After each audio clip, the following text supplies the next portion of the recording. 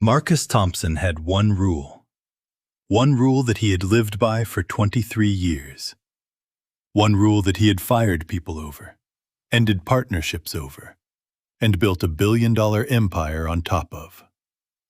Personal chaos is professional chaos. If a person cannot control their own life, they will never control a spreadsheet, a client, or a single dollar of my money. That was the rule.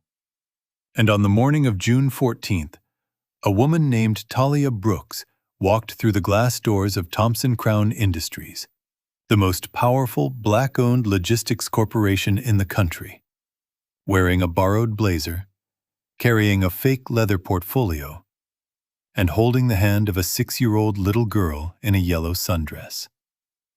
The receptionist froze. The executives froze.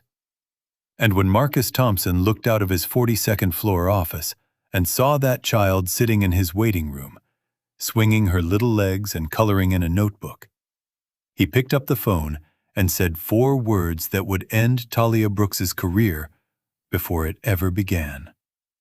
He said, "Get her out." What Marcus Thompson did not know, what nobody in that entire building knew, was that this woman had walked 6 miles that morning in 100-degree heat, that she had ironed her only blazer with a pot of boiling water the night before, that she had rehearsed her answers in the mirror of a homeless shelter bathroom while her daughter slept on a cot behind her.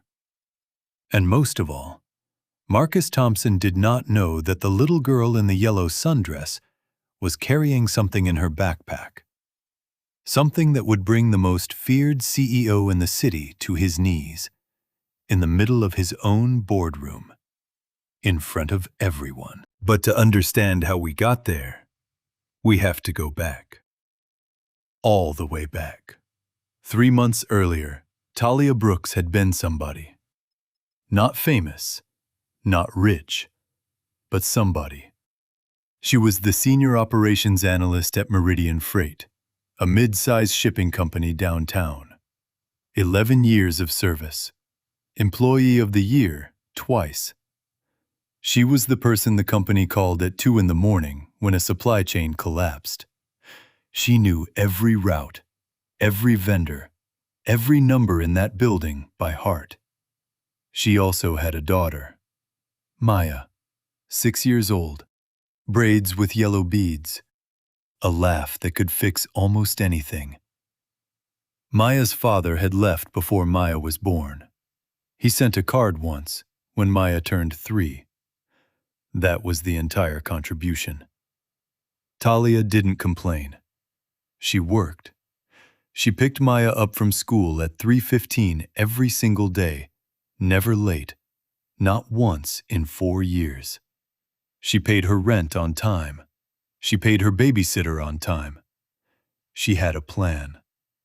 Then, on a Tuesday in March, Meridian Freight announced it had been acquired. Everyone clapped at the meeting. Executives smiled and shook hands, and by Friday, 340 employees received an envelope. Talia's envelope said her position was redundant. 11 years. Employee of the Year. Redundant. She got 6 weeks of severance. 6 weeks to find a new job in a city where logistics jobs disappeared like rain on hot pavement. Week 1, she applied to 40 positions. Week 2, she applied to 60 more. She heard nothing. Week 3, she got 2 interviews. Both companies loved her. Both companies said they'd call. Neither one did. By week 5, the babysitter had to be let go. There was no money to pay her. By week 6, Talia sat in her apartment with Maya asleep in the next room, and she counted the money in her purse. $412. Rent was $900. She did the math. There was no math that worked. The eviction notice came on a Monday, 30 days to vacate. That same week, she got 1 call back. 1. from Thompson Crown Industries, the biggest logistics company in the region. The position was Director of Route Optimization. The salary was more money than Talia had ever seen in her life. The interview was scheduled for 9 a.m., June 14th. The night before, everything fell apart. Her cousin, who had agreed to watch Maya, called at 10 p.m. Her shift at the hospital had been changed. She couldn't take her. Talia called everyone. Her old babysitter, no answer. Her neighbor, out of town. Daycare, a 3-month waiting list and a deposit she didn't have. She sat on the floor of her kitchen at midnight, and she cried quietly so Maya wouldn't hear. Then she got up, boiled a pot of water, and used the steam to iron her only blazer, a navy blue one she had bought at a thrift store for $8. She pressed it flat against the counter, inch by inch, until it looked like new. At 5 in the morning, she woke Maya up. "Baby, listen to me. You have to be the quietest girl in the whole world today." Maya rubbed her eyes. "Where are we going, Mommy?" Talia looked at her daughter. She thought about lying. Then she decided her daughter deserved the truth. "Mommy has an interview. The biggest interview of her life. And you're going to come with me. And you're going to sit in the hallway. And you're going to color in your notebook. And you're not going to make a sound. Can you do that?" Maya sat up straight, 6 years old, and she said, "I can do that, Mommy. I'm your helper." The bus didn't come. Talia waited 40 minutes. It never came. So she walked. 6 miles. In the June heat. Carrying Maya on her back for the last 2 miles because Maya's sandals were rubbing her feet raw. When Talia Brooks walked through the doors of Thompson Crown Industries at 8:52 a.m., her blazer was damp with sweat. Her feet were bleeding, and her daughter was asleep against her shoulder. But she was there. She was there. Now. To understand what happened next, you have to understand the man. Marcus Thompson, 48 years old, had built Thompson Crown Industries from a single delivery truck into a company worth $900 million. He had been on magazine covers. He had given speeches at universities. He was the kind of man people described with the same 3 words: brilliant, demanding, and cold. He arrived at the office at 5 a.m. every day. He expected his executives in by 7. He did not tolerate lateness, excuses, or what he called personal chaos. There was a story, a legend almost, inside the company. Years ago, a senior manager had asked to leave an important meeting because his son had been rushed to the hospital. Marcus had looked at him and said, "If you walk out that door, don't walk back in." The man walked out. He never walked back in. Nobody ever asked Marcus for anything personal again. His chief operating officer was a man named Gerald Price. Silver-haired, sharp-suited, and even colder than Marcus. Gerald had a saying, one he repeated at every leadership retreat, every orientation, every time he smelled weakness. Hire the life, not just the resume. A person with a messy life brings a messy desk. A person with a messy desk brings a messy ledger. And a messy ledger closes doors. It was Gerald who had written the company handbook. Page 1, first line. This company is not responsible for the management of your personal life. People signed it. They had to. The money was too good. Nobody knew where Marcus Thompson's rule really came from. Not even Gerald. Because Marcus never talked about his mother. Ruth Thompson had raised Marcus alone, in a 2-room apartment in the roughest part of the city. She cleaned office buildings at night. She cleaned them so well that companies would request her by name. She had one son, one uniform, and one dream: that her boy would never have to work the way she worked. When Marcus was 7 years old, Ruth's babysitter quit. There was no one else. So every night, for 2 years, Ruth took Marcus to work with her. He would sit in the supply closet of those office towers with a coloring book and a sandwich wrapped in foil, and he would listen to his mother mop floors in the hallways of rich men's buildings. One night, a security guard found him, reported her. Ruth was fired on the spot. "This isn't a daycare," the building manager had said. Marcus was 9. He watched his mother beg for her job in a lobby full of men in suits. He never forgot it. And this is the part nobody understood about Marcus Thompson. He didn't hate children at work because he thought they were a distraction. He hated it because it was him. Because every time he saw a child waiting in a hallway, he was 7 years old again, sitting in a supply closet, listening to his mother's mop. And a man who cannot face his own past will always punish the people who remind him of it. Ruth Thompson had died 2 years before her son made his first million. She never saw the empire. Marcus had built a company on a rule born from his mother's humiliation, and he didn't even know it. He thought the rule was strength. It was a wound. At 8:55 a.m., Talia stood at the front desk of Thompson Crown Industries, gently waking Maya. The receptionist, a kind-faced older woman named Miss Loretta, looked at Maya, then at Talia, then at Maya again. "Ma'am, you know children aren't permitted on the executive floors." Talia's heart was pounding. "I know. I am so sorry. My childcare fell through last night. She's 6. She will sit right here in color. She will not make a sound. I promise you. Please, I need this interview." Miss Loretta looked at the little girl, who was now standing at full attention, clutching a notebook and a small backpack. And maybe it was something in Maya's eyes, or maybe Miss Loretta had raised children of her own. But she leaned down and whispered, "Baby, you sit right here beside my desk where I can see you. And you," she looked up at Talia, "you go upstairs and you get that job." Talia mouthed the words, "Thank you," and walked toward the elevators, her whole body shaking. What she didn't know was that at that exact moment, Gerald Price was walking through the lobby on his way to the executive floor.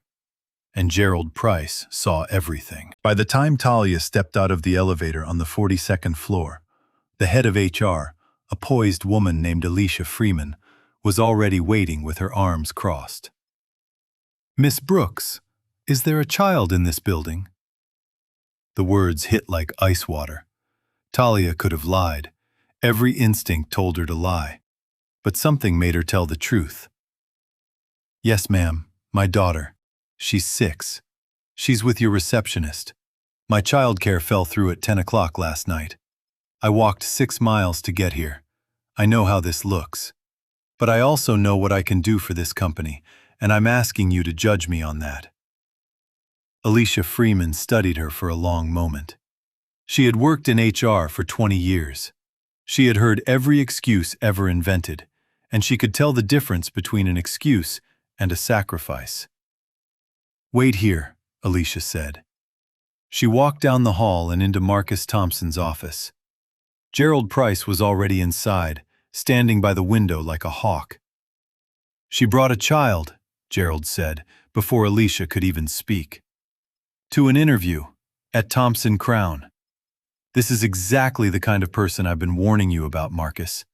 Personal chaos." Marcus didn't look up from his desk. He pressed his intercom. "Miss Freeman, cancel the interview. Have security walk her out. Politely. Offer her $20 for cab fare." That was the moment. That was the moment Talia Brooks's story should have ended. But Alicia Freeman did something she had never done in 9 years of working for Marcus Thompson. She didn't leave. She stood in his doorway and said, "Marcus, she's been in the building 11 minutes. You haven't even read her file. Read her file." "I don't need to read." 11 years at Meridian. Senior Operations Analyst. She rebuilt their entire routing system. She saved them $2 million a year. Twice Employee of the Year. She was laid off in the acquisition, not fired. Acquired, Marcus, there's a difference. She is, on paper, the single best candidate we have seen for this position in 2 years. And she walked 6 miles with a child on her back to sit in your waiting room. Marcus was quiet. Gerald said, "Which tells you she can't manage her own household, let alone—" "Enough, Gerald." Marcus looked at the file. Then he looked out the window. Then he did something that shocked both of them. 5 minutes, he said. "Bring her in. 5 minutes." Talia Brooks walked into the biggest office she had ever seen.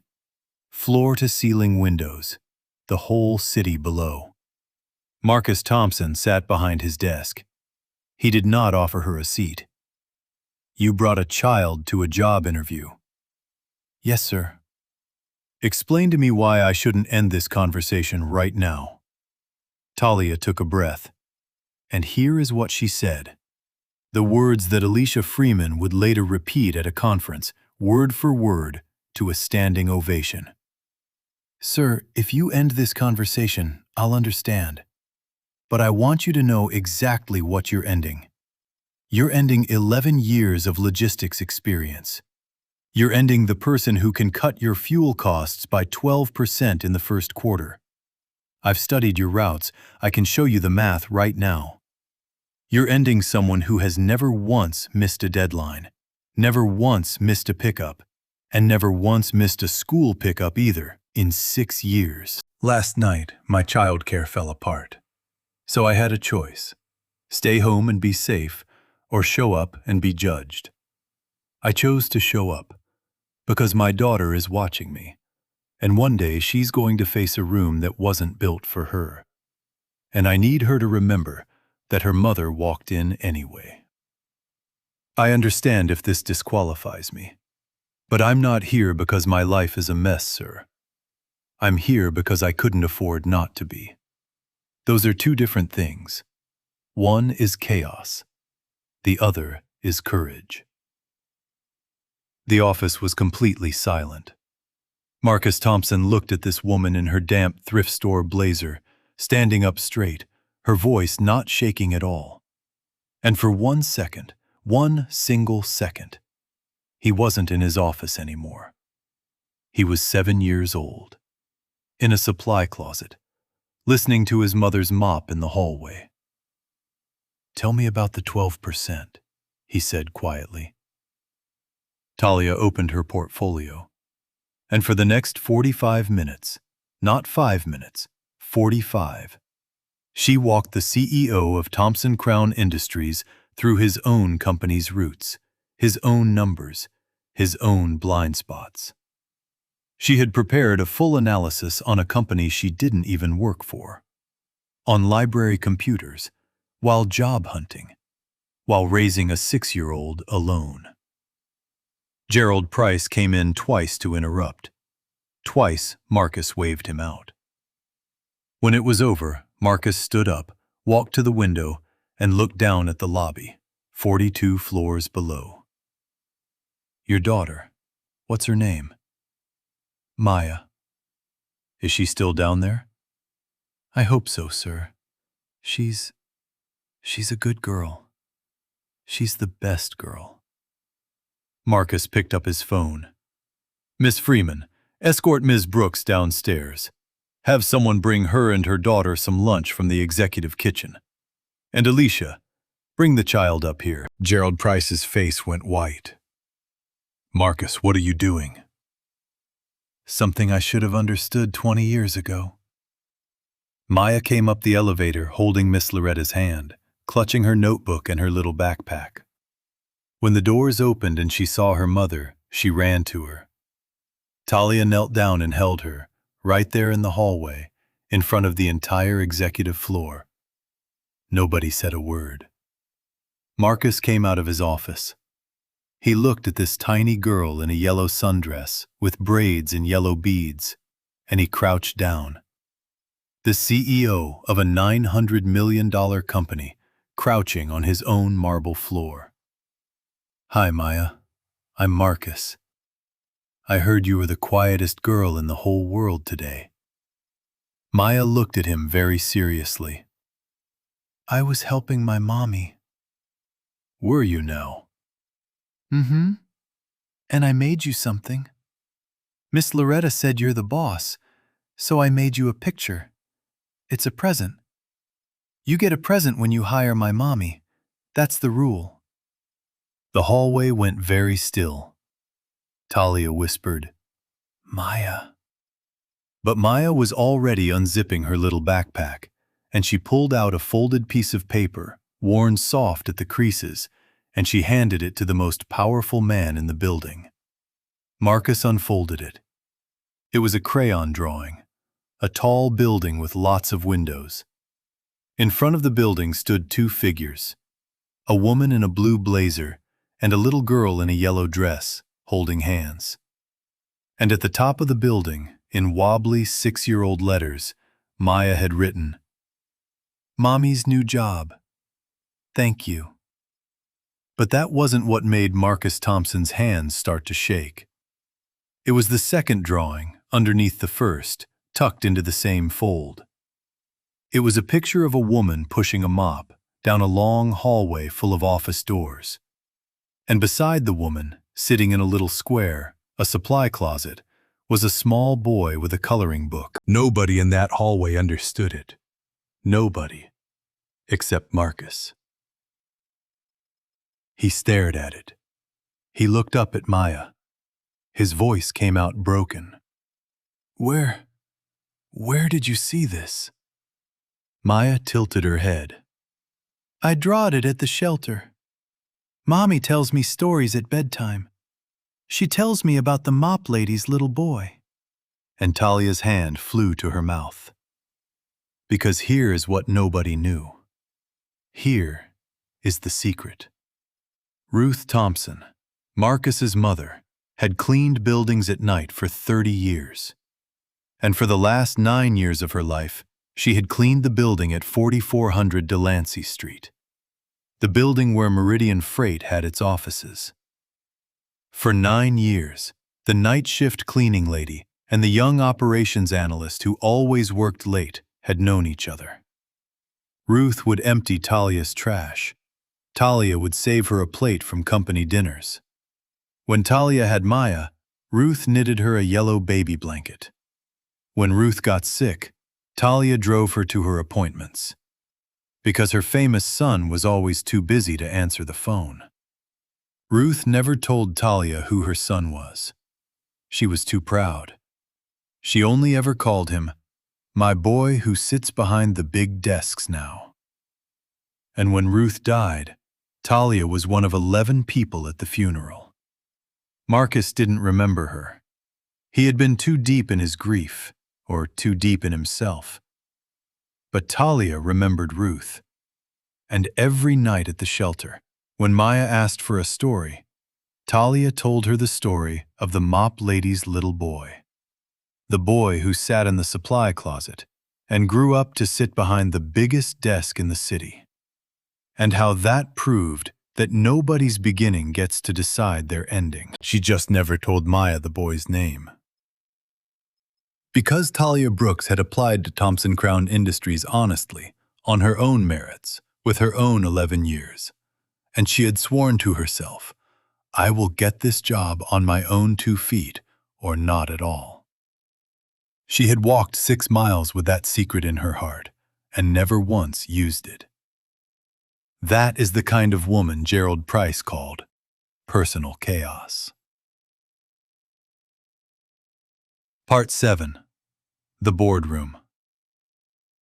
Marcus stood up slowly. He looked at Talia for a long time. "Why didn't you tell me?" Talia met his eyes. Because your mother wouldn't have wanted me to.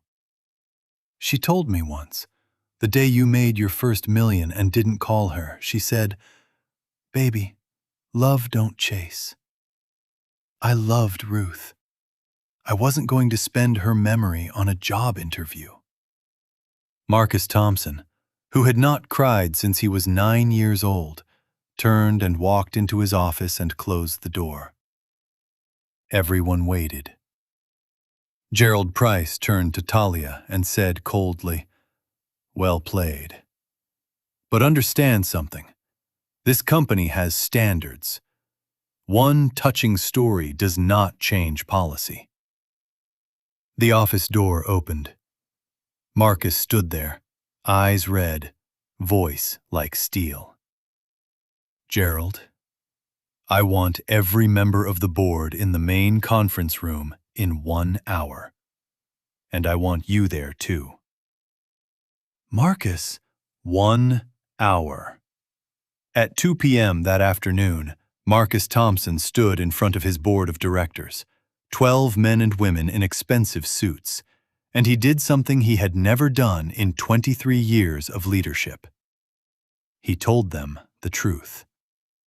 He told them about his mother, about the supply closet, about the security guard and the lobby, and the night his mother begged for her job in front of men in suits while her son watched. He told them about the rule, his famous rule. And he said the sentence that would later be printed in business magazines across the country. "I spent 23 years thinking my mother's humiliation made me strong. It didn't. It made me blind. I built a company that punishes people for the exact circumstances that built me. That ends today." Gerald Price stood. "Marcus, the board did not come here for 'sit down, Gerald.'" He did not sit down gently. Marcus clicked a remote. On the screen behind him appeared a document. He had drafted it in 40 minutes with Alicia Freeman's help while eating a sandwich at his desk. The Ruth Thompson Initiative. Full childcare subsidies for every employee below executive level. An on-site daycare center on the 3rd floor. Construction to begin within 90 days. Backup emergency care for every family in the company. Guaranteed flexible scheduling for school pickups and drop-offs. And a fund, seeded with $2 million of Marcus's own money, for employees facing housing emergencies. The room was dead silent. Then the objections came. The cost, the precedent, the liability. Gerald Price used the word charity 4 times. And Marcus said the words that answered all of it. "This isn't charity, it's strategy. I just watched the most qualified candidate we have ever interviewed almost walk out of this building because she had nobody to watch her child for 1 morning. How many Talia Brooks have we turned away in 20 years? How many did we never even meet? If the best people we can hire happen to be parents, and most of the best people in this country are parents, then we either support them or we lose them to somebody who will." He paused. Then he said quietly, "And it's not only strategy. It's the debt I owe a woman who mopped floors so I could sit in that chair." The vote was 11-1. Gerald Price resigned the following week. He said he could not work for a company that had, quote, "gone soft." 6 months later, he tried to get hired by Thompson Crown's biggest competitor. They had launched their own childcare program by then, to compete. They turned him down for cultural fit. Talia Brooks did cut fuel costs by 14%, not 12%, in her first 2 quarters. Within a year, she was vice president of operations. Alicia Freeman, the HR director who had refused to leave that doorway, became chief people officer, a position that had never existed at Thompson Crown before. The third floor of that building is now the brightest floor in the whole company. It's a daycare. There's a mural on the wall of a woman pushing a mop, and beside her, a little boy with a coloring book. And above them both, painted in big letters, "Everybody here was once somebody's reason." Miss Loretta still works the front desk. Every new parent who drops off their child gets greeted by name, because Miss Loretta knows all of them. And Maya, 7 years old now, braids with purple beads these days. She has her own badge. It says, Junior Consultant. Nobody remembers who made it for her. But every so often, she still brings the CEO a crayon drawing, and the CEO still clears a space on the wall of his office, which is now covered, corner to corner, with children's drawings, where the magazine covers used to hang. On the first anniversary of her hiring, Talia stood in the daycare center doorway with her mentor, watching Maya teach a younger kid how to color inside the lines. And her mentor said, "Everybody here was once somebody's reason." You know you didn't just get yourself a job that day. You changed how this whole building works. Talia shook her head. I just showed up. And her mentor smiled and said the truest thing anyone said that whole year. Sometimes, showing up is the revolution. There are 4 million single mothers working in this country right now. 1 in 3 will face a childcare crisis this year that threatens their job. Not because they are disorganized, not because they are personal chaos, because they are carrying 2 full-time jobs, and one of them doesn't pay. So the next time you see a mother with a child somewhere a child shouldn't be, a lobby, a courthouse, an office, remember this story. Remember the woman who ironed her only blazer with a pot of boiling water, who walked 6 miles with her daughter on her back, who carried a secret that could have bought her the world and refused to spend it, because she wanted to stand on her own 2 feet. Remember that the strongest people aren't the ones whose lives are neat. They're the ones whose lives are falling apart, who still press their clothes, hold their child's hand, and walk into rooms that were never built for them. They're the ones who show up. Somebody is always watching. Make sure it's worth it.